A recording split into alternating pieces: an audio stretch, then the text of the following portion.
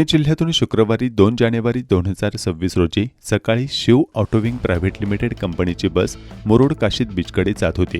बस ताम्हिणी घाटामध्ये पिळे हद्दीमधील कोंडेथर गावाजवळ आलेली असताना बसवरील चालकाचे नियंत्रण सुटल्याने ती समोरील खडकावर जोरदार आदळली.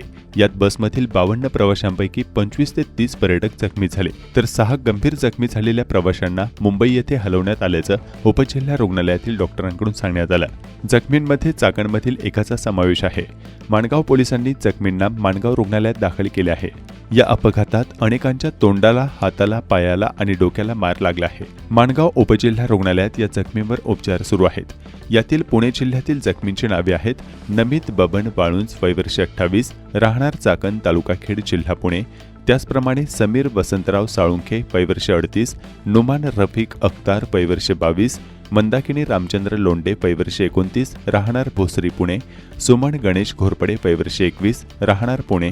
तोहित शौकत शेख, वय वर्ष 25, सृष्टी विजय कदम, वय वर्ष 21, प्रसाद नंदकुमार भालेराव, वय वर्ष 20, राहणार मुळशी, पुणे. साश्री परशुराम पाटील, वय वर्ष 24, राहणार भोसरी, पुणे. वैष्णवी विजय मोरे, वय वर्ष 40, राहणार भोसरी, पुणे. प्रणिल माधव रेड्डी, वय वर्ष 31, राहणार भोसरी, पुणे. जितेश सुगनचंद चंडालीचा, वय वर्ष 38, राहणार पिंपरी चिंचवड, पुणे. मुजफ्फर, राहणार पिंपरी, पुणे. मुजफ्फर मोहम्मद गौश, वय वर्ष 33, राहणार पुणे. सागर रामराव कापडे, राहणार भोसरी, पुणे. श्वेता गोवर्ध उबडे, वय वर्ष 22, राहणार पिंपरी चिंचवड, पुणे. अंजली सागर दिवे, वय वर्ष 24, राहणार पुणे.